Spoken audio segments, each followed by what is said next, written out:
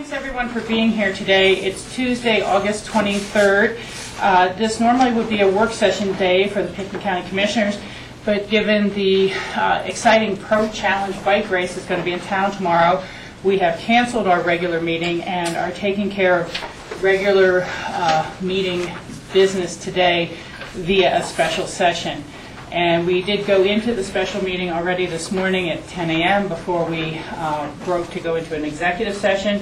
We came out of the executive session, but we are still in special meetings, so we do not need to convene a vote on that. The first item, we'll take a moment, although this is an abbreviated schedule, to ask, are there any changes or deletions to today's agenda? There are no additions or deletions to the agenda. Thank you. And we will also see if there was any public comment today, since we won't have a regular meeting again now until September 7th. That's it. Nope, September 14th is our next regular schedule. Going from there, the first item on our agenda is the consent action, and if we had any board member comments, we could make those during our open discussion session of the agenda today.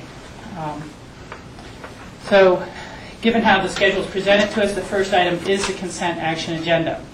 Item number 1 is a resolution appointing Neil Siegel and Bob Gruder to the Conflict Committee Pool Citizen Board. And the second item is an emergency resolution accepting grant offers from the Federal Aviation Administration Airport Improvement Program to assist in the funding of capital improvements at the Aspen-Pickton County Airport. I'd like to move the consent action. Oh, I apologize. Yeah, and we have Jim Elwood here from the airport to answer any questions we may have. Jack? I'm just going to move the consent agenda, both items. Is there a second on that? I'd like to get a little description on the second item there, the first item. I'll second it. Let's second for discussion, and then Natalie have some Have a little discussion. discussion on Sure. that. Thank you, Jim. Why don't you give us and the public a broader idea about what this is about? Yes, thank you, Board. Jim Elwood, I'm the airport director. What's in front of you is a emergency resolution that authorizes the chair to sign FAA grants that may or may not be offered to us. Because it's been such an unusual year within the FAA, that we felt like there was some chance that some communities may not be able to take full advantage of work that they had slated for this construction year. And with that, it might give an opportunity for us to get to some very needed projects at our local airport. So this work here is to position us to allow us to take money should the FAA find a way to support some of those projects. One of the key things that we'd like to talk about in the community is that these FAA grant dollars are not your April 15th tax money. These are funds that are paid into by the user fees that are charged on airline tickets and general aviation fuel and those kind of things. So they're not part of your April 15th tax burden. And the FAA has given an allocation from that trust fund to give out to communities to produce a strong and safe aviation system across the nation. So we've got a couple of projects here that we think are extremely valuable and important to the community and the airport. The first one is to replace a short piece of taxiway that connects the main taxiway that runs generally north and south to the runway, and we call it at the airport Alpha 3. That piece of pavement was not reinstalled after the taxiway was relocated back in the early part of this decade, and or actually in 2003-04 kind of time frame. So we'd like to get that back in place. Air traffic controllers and the local users have requested that. The second project that we've asked for support from is to improve some drainage on the northwest side of the airport. Each spring there's a considerable amount of runoff that comes through there. Heavy rainstorms like we had last month washed away a good portion of that. We have to keep all of that property to meet certain safety standards as defined by the FAA, and it's quite expensive and it's problematic to get out there and do that work over and over again. And the best solution is to solve the drainage issue at the core point, which is to get some subsurface drainage system in and and to take care of that water properly. That'll reduce the silt, it'll reduce maintenance, and improve safety. The third item that's listed, which is probably the longest shot if we're going to talk about odds, is to expand the hold area close to the existing runway end and convert that into a de-icing collection location. As you probably know, we currently collect the de-icing fluid that's applied to airplanes, but that's now done close to the terminal building on the ramp. And both general aviation and commercial aircraft share that space, and it's pretty congested, as you might imagine, at times. This would give us more room to work with, and it would be out closer to the runway end, which also improves safety, and it would a closed-loop collection system so that we can continue to collect that material. Those are the three projects. We don't really have a good understanding of what the chances those funds might come to us, but we wanted to be ready and prepared should those options exist. So that's the item in front of you. Okay, and those would require a local match, should they be granted, of about 5% of the project cost. And how are we sitting for funds available for that? Yeah. Excuse me, I seem to have something caught in my throat, so please pardon me. The FAA does require a 5% local match. That would come from airport funds. As you know, the airport's an enterprise fund and is supported also by the users that frequent the airport. So that would, at a maximum total of, let's say, $6 million coming in, would be about $260,000 of local match. The airport fund is sitting in a good position, given all conditions, at, thank you very much, Brian, at about $11.5 million. So we'd look to fund reserves if we don't find some budget in the 2011 to support that. Okay. Rob had some questions on that? Yeah, my first question is there any indication of if these monies come through, what sort of timing it would be and how that might relate around how these projects would affect any sort of closure to the airport? Good question. Take your time, please. Let's slow down here a second. Happens to all of us. Quite sure what that was, but thank you. Get that man some pie. Yeah. Yeah, that sounds good. Thank you. The projects would go forward with bid. If we were to get the grant dollars, they'd go through the bid process that we do all our projects with, and they would begin construction sometime next year, probably in the spring or thereabouts. In terms of closures, we wouldn't really anticipate much of closures. The taxiway alpha connecting piece would involve some coordination as they work close to the runway, and perhaps that would have to be done at night, so there'd be some work there. But I wouldn't anticipate any significant shift in operations because of these projects. And if we were to obtain these funds, and then for some unforeseen circumstances, a project we did not wish to proceed with, we could return this. I mean, Correct. Similar to these other, the potential of end-of-year funds even being available is because communities that were allocated found out at the end of the day they were unable to use them. Correct. So the other key point, thank you for mentioning that, Rachel, is that should the grant offer come, we could submit the grant, we'd go through the local approval process, and if for whatever reason that project didn't fit the needs of the community, then it could be returned. There's no penalty. Correct. Thank you. Rob? And another question I had was, we've done some fabulous work on a master plan for the airport, and we've still got a bunch of different options in the works for where that actually ends up. Are all of these projects in consistency with all of the different proposals for the master plan of where we go with the airport? Yes, all of these fit really well with any of the items. They've been on our capital improvement list for a number of years, so they all fit. The future of the airport and the master plan would not affect a decision on these projects.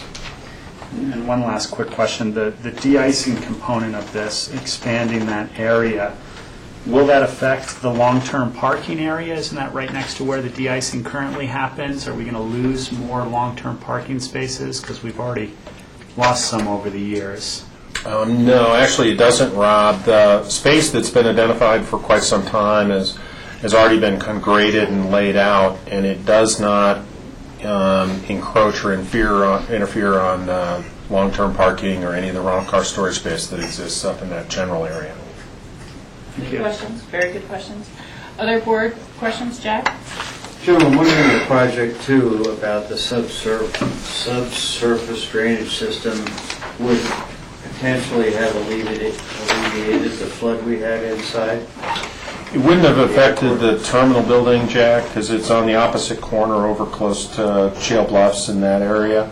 But I think it's an outcome of those kind of major storms and circumstances. So it wouldn't have helped us in the terminal case, but it would help us with some other issues that we had from that same storm, for sure. So this didn't go the length, it's more site-specific totally on the west.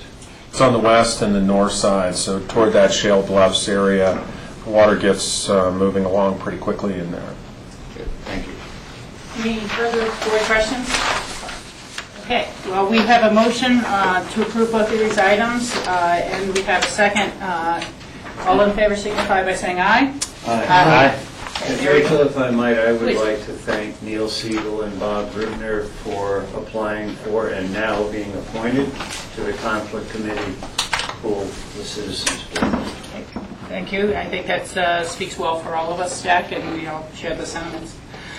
We now will go on to the consent public hearing portion of our agenda. There is only one item, that is the Aspen Valley Land Trust Special Event Liquor License. Jeanette Jones is the staff person, should we have any questions on that. We do have the application in front of us. Everything seems to be in order. I will open the public hearing and see, are there any citizens here today to comment on the Aspen Valley Land Trust Special Event Liquor License? Okay. There being none, I will close that public hearing. This is for an event to be held September 10th, 2011 at 100 Angus Lane in Carbondale. I think that's otherwise known as the Thai Bar Ranch, and it's from 5:30 to 11:30 p.m. So if anyone's interested in attending, they need to contact the Aspen Valley Land Trust about that detail. But is there a motion on this item? So, Second. Okay. Is there any further discussion? Okay. There being none, I would call the question. All those in favor signify by saying aye. Aye. Aye. Thank you. And good luck to the Aspen Valley Land Trust on their event. We will now move forward to the second readings and public hearings. We have a number of items on this. It looks like 6 total. I will read the names. I know there are some we are going to want to pull for discussion, but let me just read the names of what is on the second reading public hearing agenda, and then we will see which ones we can move through most quickly and which ones need more conversation. First, item number 4, resolution submitting to the electorate a ballot issue dedicating a property tax for the Healthy Community Fund. We have a choice of 2 different ballot languages or even modified language on that. Item 2 is a resolution submitting to the electorate proposed amendments to Section 1.1, definitions, Section 2.8, actions, and Section 8.7, disposal of public property of Pickens County Home Rule Charter as item number 5. Item number 6 is a resolution submitting to the electorate proposed Home Rule Charter amendments, election housekeeping, that is mostly terms and conditions. Item number 7, resolution submitting to the electorate a question to expand the purpose of the FM radio and television translator property tax. Item number 8 is a resolution providing supplemental appropriations to the 2011 budget, January through July. Item 9 is an ordinance authorizing adoption of the Other Power-Driven Mobility Device Management Plan. And number 10 is a resolution approving an intergovernmental agreement with the town of Snowmass Village for the financial contribution to the Drosty property. Board, let me ask, which ones do we want to have further longer discussion on? Well, we'll definitely need to pull number 1. Yes, the first one. number 7 Number 7 and number 9 and number 9. for me. Okay, does anyone else have other ones that they would like to pull? I have at least one question on number 5, so I will pull that one. Given that, I would accept a motion and then have public hearing on resolution, item number 6, resolution submitting to the electorate proposed home rule charter amendments election housekeeping. Item 8, the resolution providing supplemental budget appropriations to the 2011 budget. And item number 10, resolution approving the intergovernmental agreement with the town of Snowmass Village for financial contribution to the Drosty purchase. So moved. Is there a second? Second. Second. I think it clearly needs to be said, as Jack did so well at the last meeting, a word of thanks to support, thanks to the town of Snowmass Village for supporting the contribution to the Drosty purchase, and all the citizens and taxpayers of Snowmass Village who approved that ballot measure, and all the people who worked to pass that. It really went a long way to making the deal happen, and as we saw from the recent appraisal, I think we all got some fairly good value for our money spent. So let me open the public hearing. Is there anyone here who would care to speak on items 6, 8, or 10 of today's agenda, as we just outlined? There being none, I will close that public hearing and ask, is there any further board discussion? There being none, I'll call for the vote. All those in favor signify by saying aye. Aye. Okay. Let's then perhaps start with item number 1. We'll just take them in order. This is the resolution submitting to the electorate a ballot issue dedicating a property tax for the Healthy Community Fund. Mitzi Lettingham is our staff involved in that. Nan Sundin is on vacation at this time. We have discussed this at some length, and we've looked at a couple of different versions of the ballot language. Our primary goal here today is going to be to pick which ballot language we support the most. Can I ask a Please. separate question? Just on the resolution, one of the changes you made, Mitzi? Yes. There was a minor adjustment in Section 7 of the recitals, changing the total population reach by the Healthy Community Funded programs from 10,000 people to more accurate 25,000 people. That's quite a difference in numbers. How did you come up with that we're reaching over? Well, actually, I believe that we had not yet counted all of the community nonprofit reach, if you will. So the 10,000 was primarily the Health and Human Service agencies. So when we went back, we decided to add every number that we could. And actually, we gleaned those from the year-end reports from 2010. And it's a little difficult because it's hard to be completely accurate for some of the programs' reach. Some of the programs produce documents that they send out wide to the community, or they have events and programs that it's a little bit difficult to know in the end how many they're reaching, as opposed to the Health and Human Service agencies that keep client records, and they know pretty precisely how many folks they help, how many families they help. Some are doing more, primary prevention activities, so it's wider. But when we went back and looked, it is really a high number. It's a high number of folks being reached by the various programs in the fund. Yeah, I mean, that's really impressive, given last year, I think the community fund granted funds to about 61 community organizations.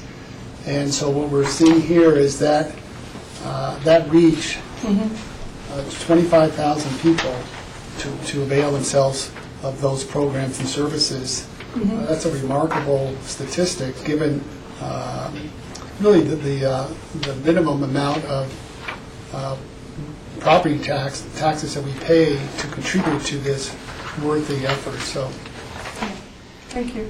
Yes, on that point, and I'm glad you brought that forward, George, I was thinking about a slight wording change to how it's put forward, because I just don't want the confusion to be, we contribute a small part to many of these agencies' budgets. Correct. And so our citizens are able to fully access those services, and then other citizens who may be in Eagle County and Basalt or in Garfield County, through their own county support of those agencies, reach those services as well. So we're part of a collaboration here. That's right. I just don't want it to be confused that Pickens County taxpayers are paying 100% for services that others receive. Yes. So I think it's just slightly more clear if we said something such as, it is estimated that each year agencies that receive Healthy Community Fund financial assistance reach and support over 25,000 people.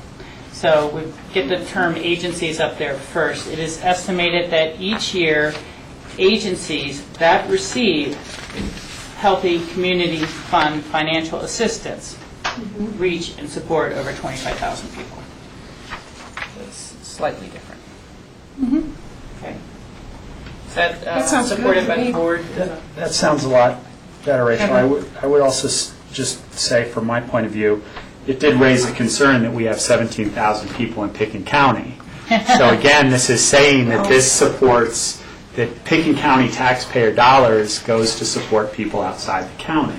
And that's a concern for us and our taxpayers, I think. So that was one thing that I kind of noted when I read that. I'm not sure how to properly word it, but it's Right. basically saying that our money, our taxpayer dollars are going outside this county. Well, I don't know, and certainly there's a benefit to that sometimes too, because we are in partnership with people outside our county. Well, and some of the services are just based outside of our county. If we look at the youth zone as an example, where there's diversion services to keep juveniles from ending up in juvenile detention facilities, and work more with the community justice model and more of a early rehabilitation model, as it were, they are centered in Glenwood Springs. And so even the Valley Developmental Services for those Mountain with Valley, mental right. impairments, we do not have such a center residing in Pickens County. It resides in Glenwood Springs, but still provides assistance to our citizens. And Yes, and it is difficult because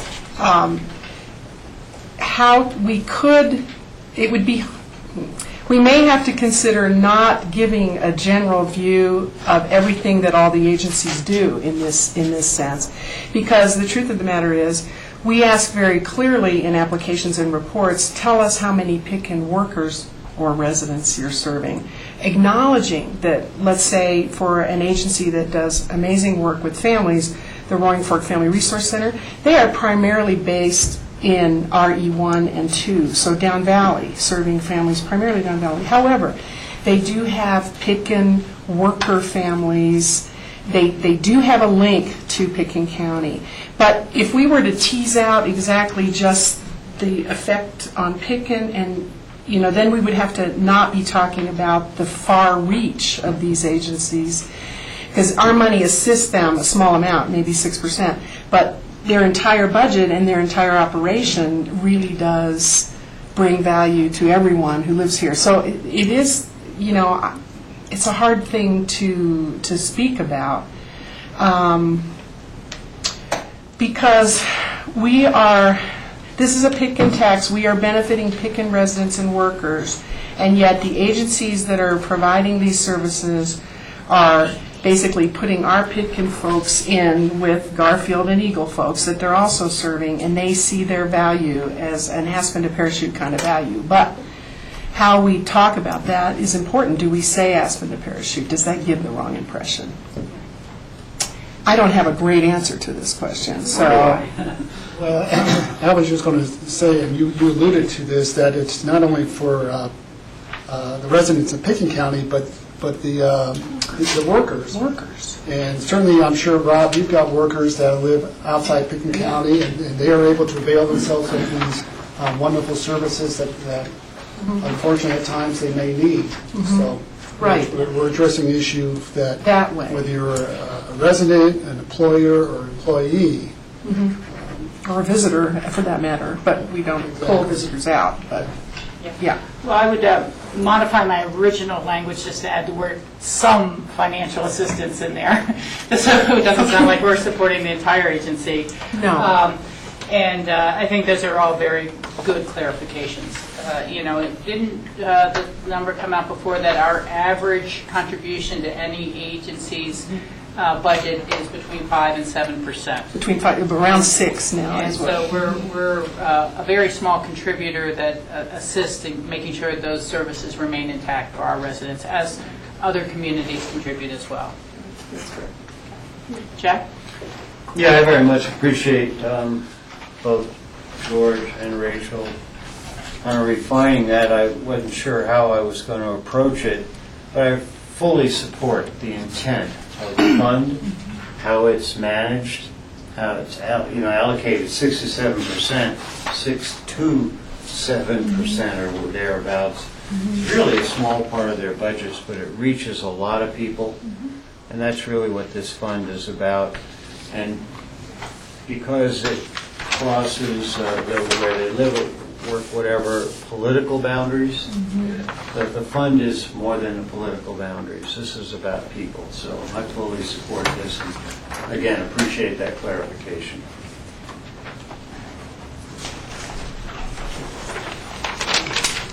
Okay, other board comments. I guess we now need to come back to the question of, we can jump back and forth if we'd like, other comments on the resolution, to talk about the alternative 1 ballot language or the alternative 2. Alternative 1 is from our first reading, and we all had a few questions and comments at that time. Alternative 2 is the one that is now being recommended for adoption, and kind of cleans up, that's on page 2 of our memo. I noticed that the duplication of some of the language has been eliminated. I appreciate that. Rachel, if I might interject, unfortunately, on my final reading, I did find a very minor typo. Okay. Healthy was not corrected, so I just want to pass out to you. And Tom corrected reviewed it as version. well. Yes, and there was a transposed figure on the first page of the EIS. 446 should read 464, so my apologies for that. I do. So it's still page 2 Actually- of the new memo, and the only thing that changed was where the language was transposed. Yeah, minor, but we want to make sure it reads Yeah, we right. do want to get everything Yeah. correct. That's just in the first page. Yeah, it's simply there, right, under ballot question, and then the healthy, of course, we want that spelled right. Yeah, that would make sense. I had one kind of wording on the bullet points. Preventative health services to low-income citizens. Is it just low, or is it low and moderate? Realistically. Yeah. Okay, I mean, I'm happy to leave that low, but, it is a sliding scale at some of the centers on, if you're more moderate, your copay is higher. That's a great question. I don't want to get it wrong. I'm happy to leave Right. it as low, but How about lower? Or should I research that with Liz Stark? Would that make sense? Where are you, Rachel? okay, I'm sorry, page 2 on the bullet points that are and it's 1, 2, 3, 4, 5, 6, 7th bullet point. Under the ballot question, either alternative 1 or 2, right? Yes, Yeah. correct. Either, the bullet points are the same. Preventative health services to low-income citizens, Yeah. I guess. I Yeah. like lower. It's a good, lower is a Lower income compromise. kind of implies Yeah, we're not lower than what? Not higher. Not higher. with low-income citizens. Okay, such as immunization and teen pregnancy prevention. And I can appreciate calling out teen pregnancy prevention, but isn't it kind of unintended pregnancies from anyone within that category who would like the family counseling services and access to contraceptions? And so I kind of hate to call out just teens alone, such as immunization and teen and unintended pregnancy prevention, or teen pregnancy prevention and family counseling services. But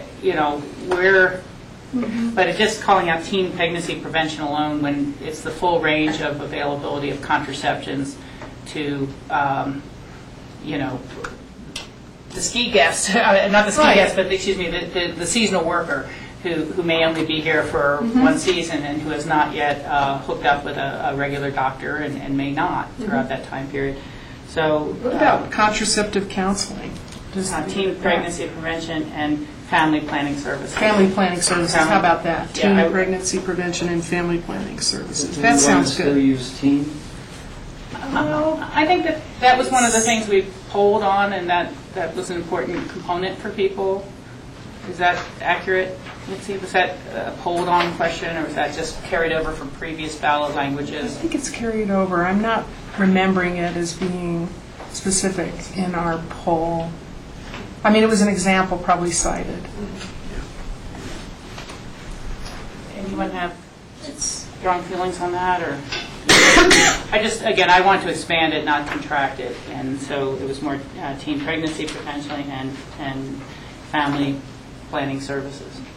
I think teen pregnancy prevention puts out the wrong message, because if you're 18 and married and want to have a child, you're a teenager, why would you want to prevent your pregnancy? Right. So, So that's why the word unintended Yeah. pregnancy makes more, Right, you right. know. So you're suggesting teen unintended, or no, you wanted to say teen pregnancy prevention, but Well, I also that we can, would- unintended is also, means the same thing. Right.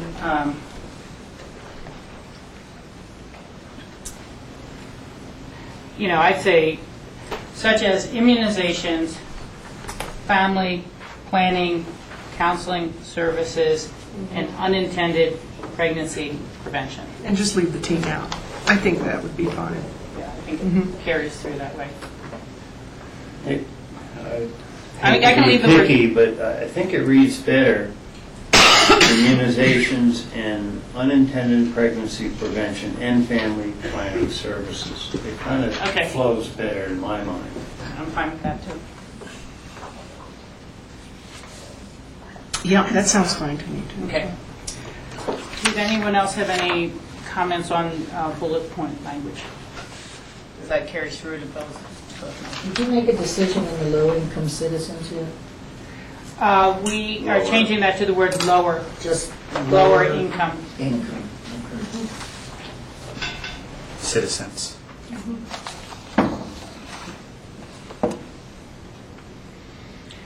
Okay.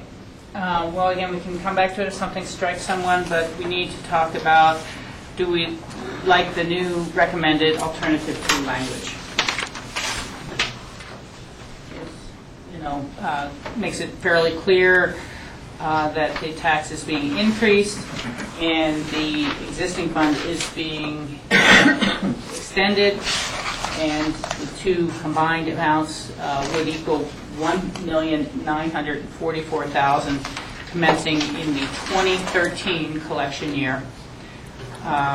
And it, again, becomes a source of funding for all the existing Healthy Community Fund programs. Mitzi, why does staff prefer alternative 2 versus alternative 1? Well, We sensed that was your preference oh, from first reading. If we could bring it back with the duplicate language removed, which we were able to. well, I'll say why I like it. Oh, sorry, John. I like the reference to increase in and extension of. I like that. I think that's very transparent and clear. And I was going to say the same thing. I think it's a little more transparent to put the 464 number, which is really an increase from what it is today, along then with the total amount which we're required to have in there. So I think we felt it was a clearer message of what we're actually doing with that language. Rob? This is a question I asked in the first reading, and I just want to have it answered again so I fully understand it. I know the Tabor laws require us to have certain language, but you've got this shall Pickens County tax be increased up to 464 as opposed to up by 464. And that, my understanding from our last answer was that that's a Tabor language, but to me it seems incredibly deceiving for someone to read the first line and saying that we're going to increase this tax to 454, and then people are going to go down to the bottom and vote. Hopefully everyone reads the ballot. But it's really increasing the tax up to 1.9 million. It's increasing it by 464. So I don't know if you can answer that again for me and the audience of why we have to use that word "to." Yeah, really, it is shall taxes be increased by up to 464,000. I looked at Tabor after the last meeting. Unfortunately, I don't have it with me, but I think Tabor says shall district taxes be increased by something annually. But bond counsel has always used this up to language instead of by to convey that that $464,000 in this case is not the exact amount probably of the increase. It is the limit on the increase, and because mill levies are rounded and so forth, exactly what we generate from that increase is merely capped at the 464,000. So that's the reason for the up to language. But why by doesn't precede it, I don't know. And if you'd like, I suggest that we insert by just conditional on bond counsel's approval of that, because I think that's what we're doing. We're increasing it by this up to this amount. Right. Yeah, That's exactly. more exactly what we're doing. Yeah, and I understand how you're saying up to is showing that it's a range, so it's not saying that that's the top limit because we've got the existing tax. But the word by is really the most important word in that first sentence. Is this is an increase to that tax by potentially this amount. I agree. So if we could add that contingent on bond counsel approval, Okay. suggest we do We that. can make a proposal that, passes muster legally that way today. We'll be happy to do it that way. I'm fine with that. Jack? Well, as I brought up last time, and Tom clarified what we did the first ballot question versus the renewal, meaning in '02 versus '06. He clarified about '02, but in '06 we did not put an increase of 300,000 or whatever it was. Are we committed to stating in the ballot language what the specific increase is? That's a question for the board. I think I am. We have been very clear throughout our discussions and research about the matter of the increased demand and caseloads that we're seeing, whether they're recession-based or otherwise. Sometimes it's enhanced services that we just really did not have fully in place as a community, whether it's the Right Door or the Homeless Coalition or groups that have sprung up that are of great assistance to our community, such as Pathfinders for families dealing with cancers and things like that. It is interesting that we don't use a bullet point that says increased demand anywhere in here, or to explain why there's the request for an increase. But I think it's straightforward, and I want to make sure that people feel we're being as straightforward as possible. I'll say, kind of for the record and by explanation's sake, the one thing I've heard from people a little bit is, well, what if I just gave the money myself? Why don't I just increase my contributions? And, all these agencies do depend on a lot of private fundraising, and they still will. As we said, we're barely 5 to 7% of their budgets. But what you miss then is all the second home properties who may not be here to contribute, who may not be in the mailing list link for human services. They certainly may support any number of other types of nonprofits, but often human services are not the type of thing that's a great buzz generator. And so when the last time I remember discussing tax rolls, it's somewhere 55 to 60% of our property tax bills go out of state. They go out of the area, and it's very hard to, capture that input. So it's a little bit like stone soup, that everyone does put a little bit in, but the result is a much, heartier mix and very nourishing than if everyone kept their own little pot to themselves. And so it's our joint contribution, and to be able to see, again, some of the large vacant homes or the other commercial properties, fractional ownerships, these sort of things, contributing equally to the demands that are created by having a resort workforce and a lower paid service industry workforce. Yeah, and so are the other commissioners consistent with Rachel's opinion? The only reason I bring this up is that we passed a very successful reauthorization last time without it, and so, my mind is simpler is better. I can understand the transparency thing also, so. Yeah. John, Tom, did you have an opinion on that? I mean, we kind of need that number in here because of the If you're going to increase it, yes. The timelines. You do need it. If you were just going to extend the tax at its existing level, you would just say, shall the existing Healthy Community Fund property tax be extended for 5 years? And you don't have to start with shall taxes be increased. And again, prior research that we've been involved in over the past 6 months and our discussions, a big reason we're not doing that is that it would give people the impression that you'll check yes and get the same services that you used to have. And that's not true, given the increased demand and caseload and, again, other services that we have wanted to try to be involved in, such as drug and alcohol treatment systems. So, just a renewal with inflation costs that these agencies themselves see rising and their increased demand and caseload, we could renew it, but it would be renewing going forward with a significant percentage decrease in the actual services delivered. So to answer Jack's questions, this does seem to be the language we need to stick to if we're going to go forward. Any other questions or comments before I open up the public hearing? And we seem to be on this alternative 2, is what we'll be taking comments on.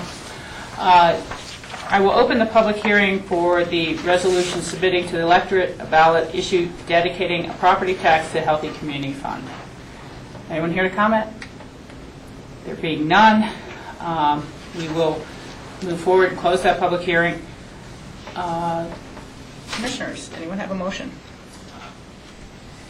I would make a motion to approve, what do we need to do? We need to approve the resolution of the Board of County Commissioners of Pickens County, Colorado, submitting to the electorate at the election to be held on November 1st, 2011, a ballot issue dedicating property tax for the Healthy Community Fund, and we're going to use the wording from the alternative number 2. As handed out as at the amended. table. And as handed up, I meant to updated. Yes. With the minor amendments in language which we made at the table. The term lower, the line on pregnancy prevention, family counseling, and contingent upon substituting the word by. Or adding, No, actually adding adding the word by. Between increased and up. Okay, By up to. by up to. Okay. Yeah. That was substitute. But we're clear on that. So the words up to will remain. We'll just add the word by in there. Okay. Then we have If bond council. If bond council approves. then we have by twice, and right after that you say by again. By an increase in an extension of the existing Healthy Community Fund. I mean, Well, it's being increased by an amount, by Annually. By an increase and an extension. an increase and an extension of the tax.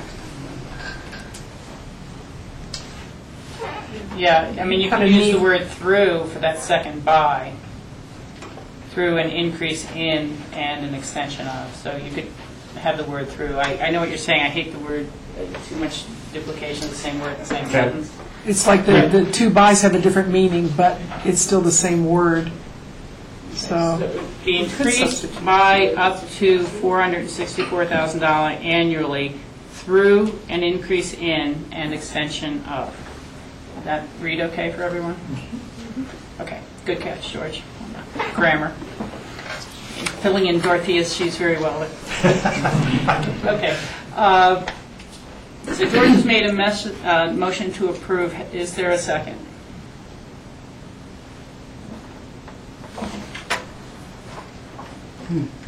Okay. Okay. I guess I'll make the second because of sensing Rob doesn't want to, but I don't like all language, but I absolutely support the question, so I'm going to make a second. Okay, thank you. I think it's fair to say that this is a compromise proposal to reach a consensus of the board as a whole. And others, may have had different variations that they would have preferred to see go forward, and that is the nature of a 5-person beast. And that is why the county set us up as a 5-person beast, so no one ruled alone, Well ruled said. individually. And we will do our best as a board to support this going forward. We support the services that are put out by all these agencies. We know that they are hardworking. We track the agencies themselves through a citizen review panel.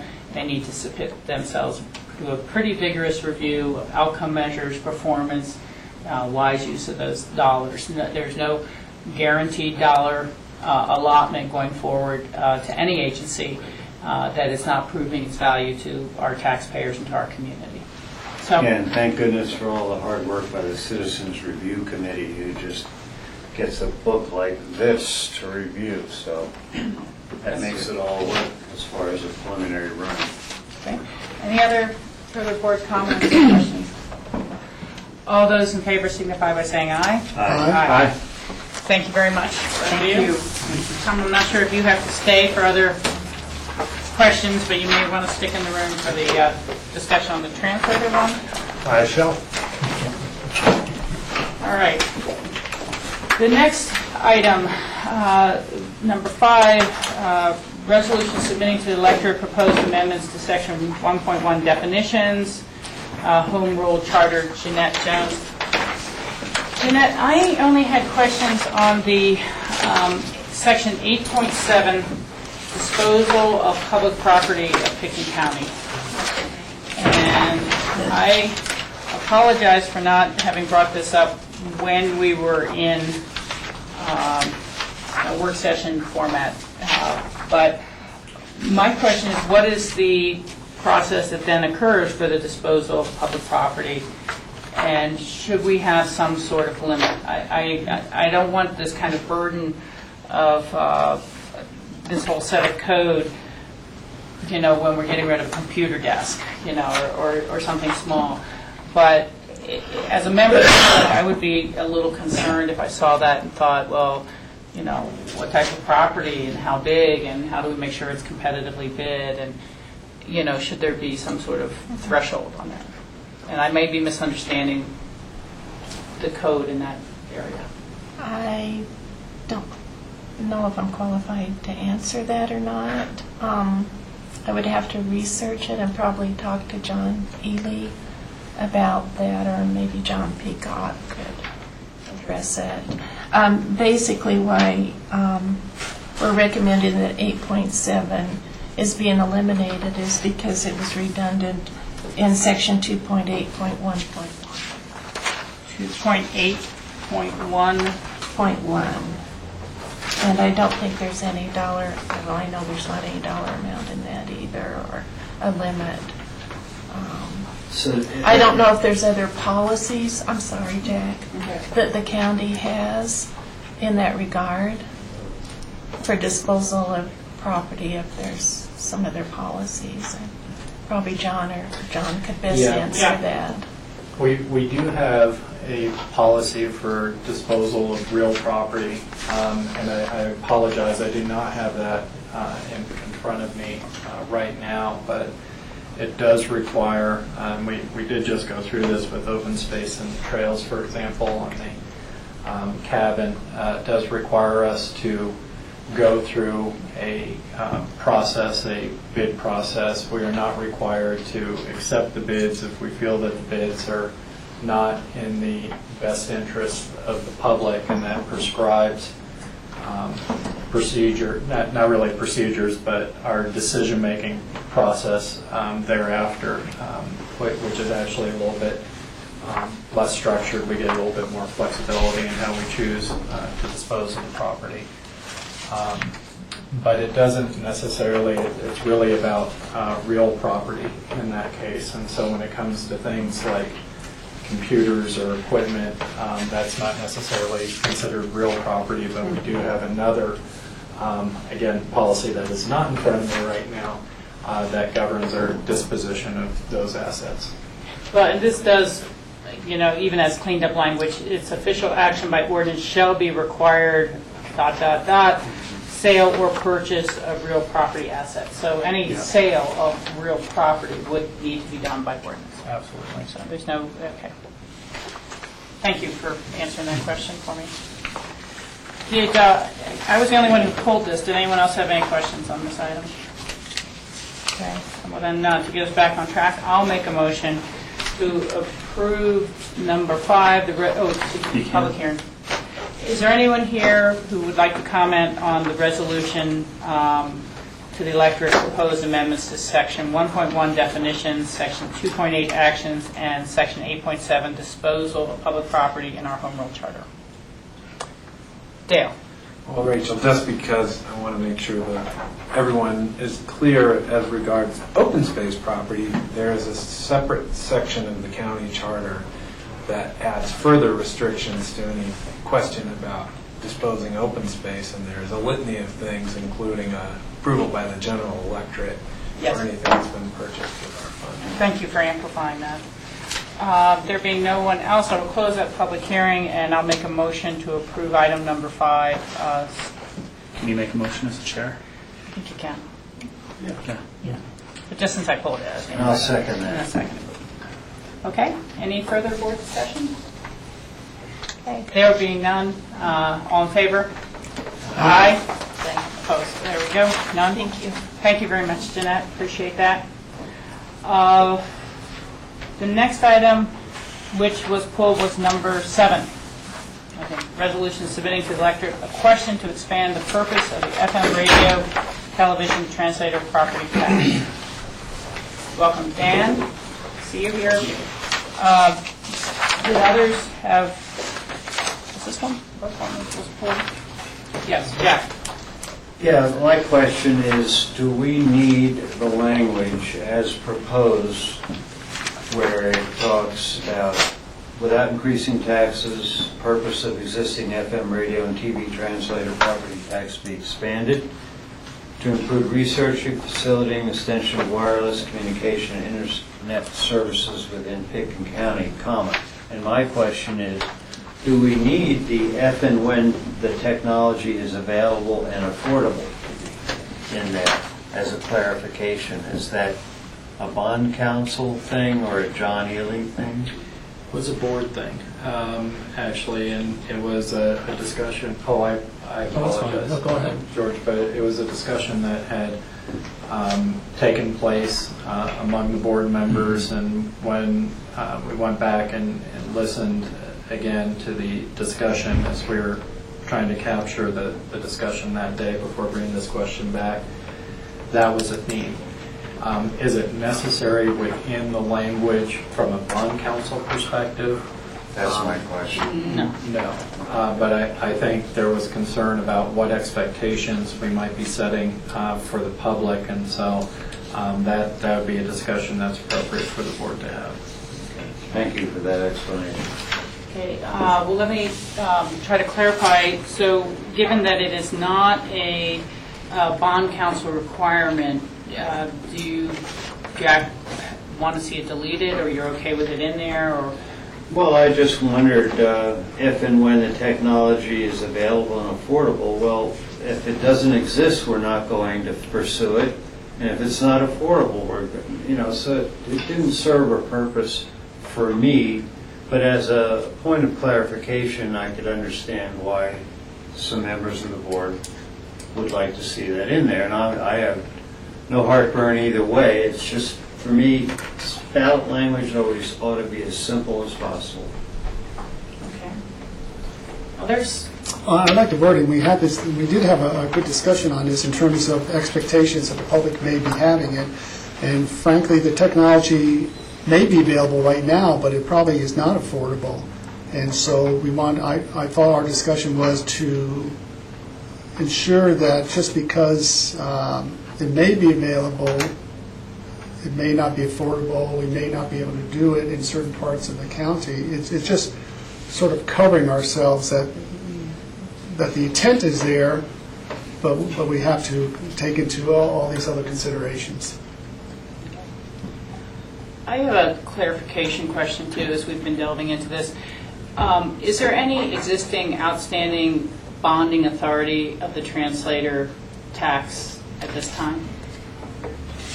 We've never done any bonding. I see Tom shaking his head behind you. Yeah. Okay, so I just wanted to make sure we're also, this question does not include any bonding authorization. We're not asking for any bonding authorization. There's no way to use the annual revenue stream for debt to finance anything at all. We're not asking for that. So should there be any sort of proposal that came forward, we'd all both get to judge the affordability of it, and so would the taxpayers if they had wanted, if it was something that required anything more than just, this is primarily about the research to understand what's out there and to be able to present to our public opportunities. And we need this resource because otherwise we don't really have the funds to start to look at that and to see what type of partnerships might be out there and grants, because there's an awful lot of grants available towards the goal of bringing broadband services and increased competitiveness to rural districts. And there is, like you said, there is lots of partnerships that the government is coming down with and we need to be available and ready to use it when it comes. There's new technology all the time, and who knows what could come up next year. Exactly. Okay. Any further comments or questions on this? I would then open the public hearing. Is anyone here from the public to comment on the resolution submitting to the electorate a question to expand the purpose of the FM radio and television translator property tax? Being none, I will close that public hearing and ask the board for motions. I'd like to make that motion to approve. Second. Any further board discussion? There being none, I will call the question. All those in favor? Aye. Thank you very much. The next item is the ordinance authorizing the adoption of other power-driven mobility device. John, we already approved your item. Okay, I thought I heard. I Now, have the one budget thing. supplemental was not pulled, as I understand. Okay. We already approved that. But thanks anyway. Well, I know he was sitting here for the tax questions anyhow, but then no. Yeah, he's going, Jack's here, he didn't. I think that's okay, very I didn't do good. it last time either. Okay, so this is the adoption of the other power-driven mobility device management plan. Lindsay. Just identify yourself with it. Hi, I'm Lindsay. I'm the recreation planner for Pickens County. The DOJ brought forth a new law that we were required to develop rules regarding other power-driven mobility device use on our DOJ? system. The DOJ, Department of Justice, sorry. And so... As in federal. Yes. Right.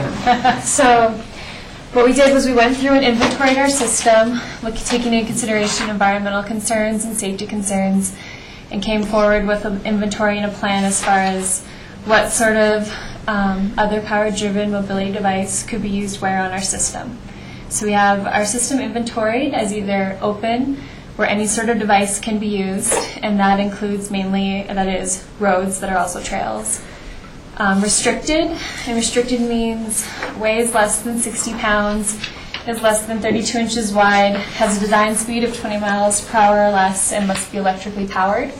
And those are basically allowed on all of our paved trails in the system. And anything soft surface or single track is currently closed to OPDMD use. So we can project a map, or you guys had requested last time for us to bring a map, an overall map of their system. I think we should for the Project it. viewing public. Okay. Oh, do you have it on the computer? So.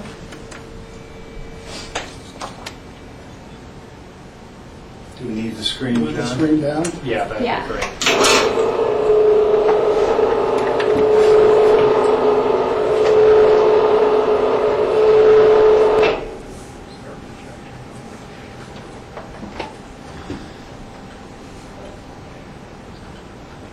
I see, okay, yeah, I see my hand. That's not what we want. Well, Hold on, we there can we do go. this or- There it is. Okay. So the lights. I will move for the moment here. Dale, could we have those passed out also, so Yeah. some of us four eyes could really get to it? It's so close. you Thank can't- you. It's hard to see, and it's hard to see the color right now. Stan. Would you like me to go Here, through Rob. the system, Thank you. each trail, or talk about, You know, why don't we start with which trails are open okay, to the general public or who may have an electric bicycle, or, you know, what is open? okay. So the places that the OPDMD use is open to any sort of device is Coal Creek Road, Hunter Creek Toll Road, and that's subject to seasonal closures, as well as once you hit a wilderness boundary, you're not allowed to use any sort of mechanized device. The Hunter Creek Road, Smuggler Road, so Smuggler Road up into the wilderness boundary, you can use an OPDMD. The Summer Road on Aspen Mountain and the Little Annie Road are all open to any OPDMD.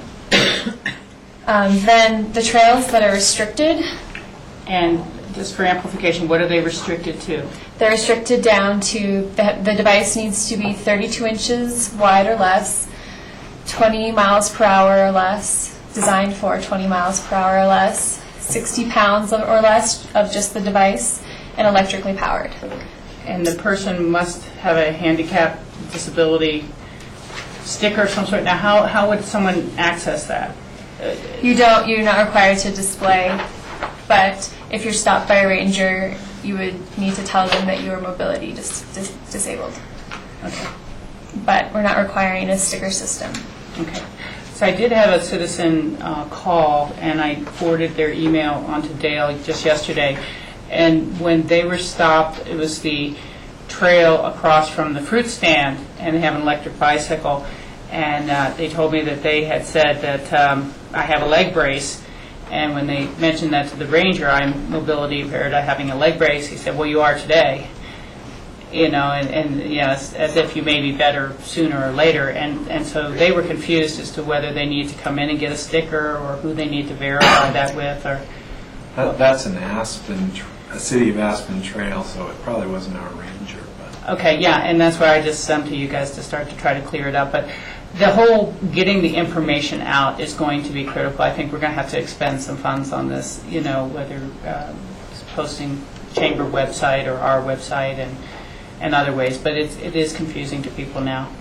And we do plan on putting things in the paper, putting signs on the trails, putting it on our website, outreach with our rangers, and help get the message out. Okay. Jack? May I clarify disability? Can the disability be temporary then? With this case, can be temporary. I sprained my ankle. Yes. A mobility impairment can be a temporary issue. Thank you. And on that note, also one of the previous requests was more information about the rangers and helping them in the situations. And so the Rangers are currently working on a policy, an internal policy, and how, when they stop someone, how to handle it. And then for this year's COSA conference, the Colorado Open Space Alliance, the conference is in Glenwood Springs, and we're helping host it. We're bringing in Janet Zeller, who's a national expert on the OPD, MD law. So they'll have the opportunity to go to her session as well as ask her questions. So for restricted trails, we have the Crystal Valley Trail, the Rio Grande Trail, the Brush Creek Trail, the Owl Creek Trail, the Aspen Mass Trail, which connects from down by Jaffe Park up to Brush Creek Trail, east of Aspen, and I think that's all the ones that are restricted. Okay. And then for closed, we have Floha Meadows, Redstone Boulders has a really small trail in there, Nancy's Path, Stein Trail, Hunter Creek Trail, the Smuggler Trail system, so all the single track that's on the top of Smuggler, and the Jaffe Trail that comes from the parking lot and connects to the Rio. Okay. So I think that was all. I do notice that I didn't mention before in Redstone that we have the Elk Park Bridge and Trail, and that's restricted, as well as Duray Way, where we have an easement on an existing road. That one would be open. And so, in general, any Colorado road or Pickton County road is open for these sort of vehicle use, almost as if it was a motorcycle. Yeah, I mean, I can't speak for the highway systems and things, but we have met with Road and Bridge and spoken with GR about it, and they're aware of the rule.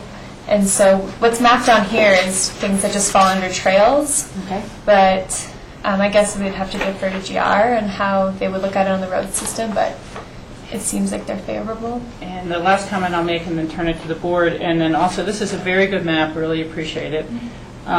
There's a lot of trails that are managed by others, and so those would be Forest Service trails or BLM trails, and our policy does not extend to them. But it would be helpful, I'm sure, if we could provide some sort of link to the public about how they find out the rules on those systems. So we don't want to leave anyone in the dark, and that needs to be, at some level, part of our public education campaign, so that when people leave one of our trails and go into theirs, they haven't made any assumptions. And so we'll think about that. Okay. George. So will this go into effect immediately once we approve this resolution? I think so. And then if so, how long before we start getting information out, getting signage out? I've already spoken with the Rangers about it, so I guess it probably won't be till Monday of next week, especially given the bike race and how busy this week is, but it'd be... So we have the signages here in place, it's just a question of placing them? We don't have them printed, but printing's... Turn around quick. Not going to be carved wood signs or anything, so they're really quick turnaround. It's, temporary outreach, and then in the future when we replace signs, we have rules at the trailheads, we'll include that as part of them. Okay. And let me just ask, in general, our enforcement policy is more about education than penalties and fines. And so it's really about, getting the users, stopping the wrong behavior if there is some, and letting them go. We're not hardcore on let's make ticket revenue out of this. It's more about education and using the opportunity of contact to educate the public. Yeah, absolutely. And warnings are definitely one of the first things the Rangers do, so they're not heavy on the ticket. Dan? Can I just add a footnote to that? And I'm aware that there are individuals and kind of startup commercial ventures in the valley between Glenwood and Aspen that have had an interest in promoting rental of e-bikes or Segways and those types of things. And I just want to emphasize here that these set of rules do not allow the use of any of those vehicles by folks without mobility impairments, and our Rangers may take a somewhat more serious view if we see that going on. Okay. Thank you. Jack? Yeah, and to follow your comment, you're absolutely right. It has always been our approach to educate, but there is also a fine schedule. Yes. First fine is 100, second offense is, and this is punishable and adjudicated, I'm sure. Second is 500, and third is $1,000. So there is a stiff fine if, in fact, you don't play by the rules here. Thank you. Do we have other questions about this? You know, I appreciate all the hard work. This is difficult. This is coming down from the feds, and it's a balancing of local concerns and needs, and clearly safety. I think you can really get people on vehicles going far faster than their own muscle power might have propelled them, and then running into some of these tighter curves or other pedestrians, walkers, dogs on the trails, even on leash and that sort of thing. But I would really encourage the work with Pat Bingham to look to other ways to get the word out about this, whether it's some of the film grassroots HGTV that we use, or maybe even a new button on the website that's a little more prominent, and you don't have to go into open space and trails to find it, something really highlighting the new changes, so we're aware of that. Okay, any other board discussions? This is a public hearing. Is anyone here today to comment on this matter? Being none, I will close the public hearing and accept a motion. I'll make a motion to accept an ordinance authorizing the adoption of the Other Power-Driven Mobility Device Management Plan. Okay, is there a second? Second. Okay, is there further discussion? Jack? Not discussion, just a comment consistent with my first reading. I'm not going to support this. In no way is that a comment on this hard work by staff, open space and board. When I took my oath of office, it did not include adhering to the Department of Justice's opinions, and I believe this is going to be unsafe, so I'm taking a very conservative approach. When you have hikers with or without dogs, and bikers and equestrians, and then a form of motorized vehicle that can be 60 pounds and go 20 miles an hour, that stretches it for me. But I think with all the research and hard work, it's probably the best we can do, but I'm not able to go there. Understand that. Any other board comments? There being none, I will call the question. All those in favor signify by saying aye. Aye. Aye. Opposed? Opposed. Thank you very much for that. We are now done with the agenda we had put forth for the special meeting. We have ended up with a little extra time, and since we're not having a regular meeting tomorrow, I would ask that any board members have board comments that they would like to make for the regular meeting. Does anyone have any? Sir, open discussion? Yeah. Well, it's not quite open discussion, Yeah. in the classic sense, but more what we would have at the beginning of a regular meeting. If anyone has any, board member comments for regular meeting type thing. Okay. There being none, we will. Manager, did you have any additional comments? Not comments, I have some open discussion items. Okay. Well, I will make just one comment then on behalf of the board, and that is to wish all the racers who are coming down tomorrow a safe race. And may everyone perform at the best of their abilities and the best racer win. And so to remind the general public, if anyone watches this today or tonight, that the roadways in town will be mostly closed, and that you should, is there a website for this, for information for the traveling public? Yeah, there's actually a link on our website to information, which is www.aspenpitkin.com, and there's a link to information on road closures. In addition to that, for anyone who's watching who's planning on doing business with the county tomorrow, I would note that our clerk and recorder's office will be open for business. Our library will be open for business during normal business hours. Our treasurer and assessor will be open till noon, and then there will be restricted access into the old courthouse. And the housing office will be closed, as will all administrative offices on the east side of the annex building. Health and Human Services will be open, but there will not be any programs at the senior center tomorrow. Yes, so there's no senior lunch tomorrow. Rob? Yeah, and I'd just like to add, I think a lot of people are very excited about this bike race, but I just want to make sure we get out to the public that town is open. Yes. We are open for business, and businesses will be open, and it's going to be a fabulous community event, as well as bringing lots of people to our community that we want to showcase what a great town we are. There will be some challenges in terms of transportation, no question, but town is definitely not closed for this event. Independence Pass is going to be closed from 11 to 5. So if you are coming from Independence Pass, come in earlier, bike in, those sorts of things. If you are coming from Down Valley, try to use public transportation. If not, use our outside parking lots and then use public transportation coming in from there.